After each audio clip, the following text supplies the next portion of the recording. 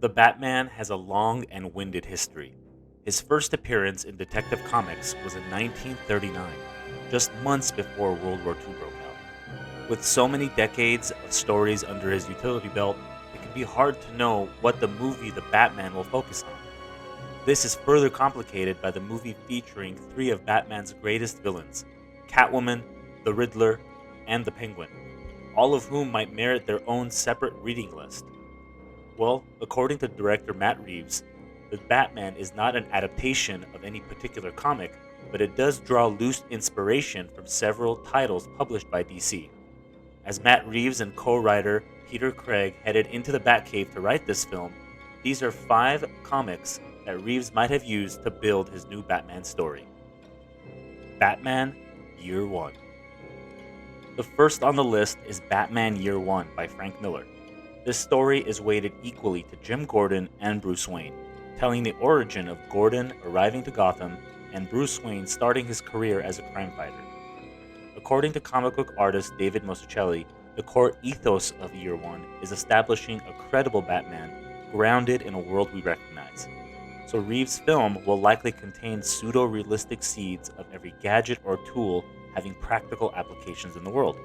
Since Batman has no superpowers, Reeves will likely show the real-life application of the gadgets and utility belt. Although we'll have CGI in the movie, we'll likely see real stunts and action that helps the audience believe that this Batman could exist, much like the grounded Batman we experienced in the Christopher Nolan Dark Knight trilogy. You may already be familiar with certain moments of this comic through Nolan's Batman Begins, such as scenes where a SWAT team corners Batman in a building and he summons a flock of bats to escape. Regardless, it is definitely worth a read.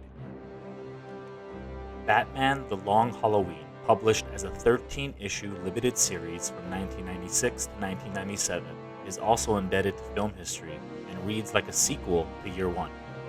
The story opens with an homage to The Godfather, with Bruce Wayne in Carmine the Roman Falcone's office, and there's a wedding reception happening outside while they conduct business. Throughout the story, there are many allusions to and outright praising of the Godfather movies. If Year One was as much Gordon's story as it was Batman's, then The Long Halloween makes a case for itself as the definitive telling of Harvey Dent's transformation from Golden Boy DA into the tragic villain Two-Face. The title refers to the ongoing mystery of who the holiday killer is. Someone is killing off figures in the world of organized crime on holidays, starting with Halloween, and Batman will have to use his detective skills to solve the case.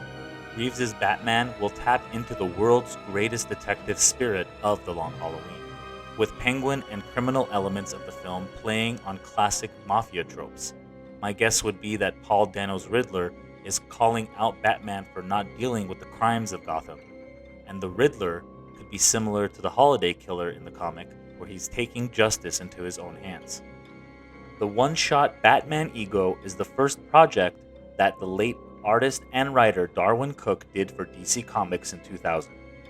Here, the Batman side of Bruce Wayne acts as a ghost of Christmas past, walking him back through his childhood memories and trying to talk him into a self-induced psychosis or voluntary splitting of personalities.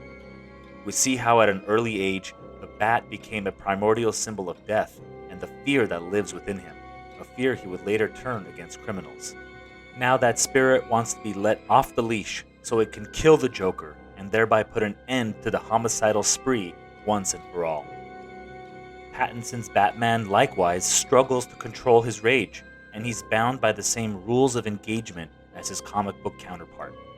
We may or may not see Batman establish his no-killing rule, but the story of Ego is a good way to get a glimpse into the same struggles we might see in the film. Batman Hush. Hush was originally a 12-issue story arc that played out from 2002 to 2003. It teamed up artist Jim Lee with writer Jeff Loeb, who again put Batman through the paces of a year-long mystery with guest stars galore.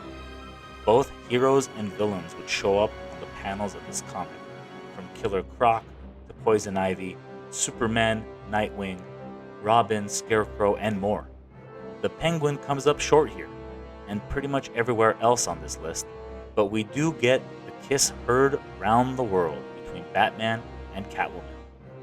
Though Hush takes its name from a new bandaged baddie in a trench coat, its brief but effective treatment of the Riddler, aka Edward Nygma, is what really warrants its inclusion on this list. By the end of the story, Hush restores some legitimacy to the Riddler as a criminal mastermind capable of deducing Batman's secret identity. The only thing keeping him from exposing Bruce Wayne to the world is that a riddle that everyone knows the answer to is worthless. The trailers for The Batman have suggested that Dano's Riddler might also know Wayne's secret and be targeting him for his family's history. Batman 0 Year. Though The Batman is set during the second year of the Caped Crusaders' crime-fighting career, there are a few indications that it is utilizing elements of 0 Year, Scott Snyder and Greg Capullo's arc from Batman, published 2013 to 2014. The story follows Bruce Wayne's early days in Gotham. He's 25 again, ready to declare, "I shall become a bat," as he did in year 1. Only this time, he's got a more aerodynamic haircut, and at various points, we see him as Batman on a motorcycle without his cape, similar to what we've seen in set photos from The Batman. Trailers and TV spots for The Batman have shown the streets of Gotham flooding and Batman leading people through the dark with a red flare. In 0 Year, after Batman blacks out a few city blocks, in the shape of a bat, naturally, the Riddler does him one better and takes control of the power grid, plunging the whole city into darkness. Similar chaos we might see from the Riddler in Reeves The Batman. So not everything in comics translates well to movies, but if you've recently read or reread these 5 comics, you might be able to spot some cool Easter eggs in The Batman.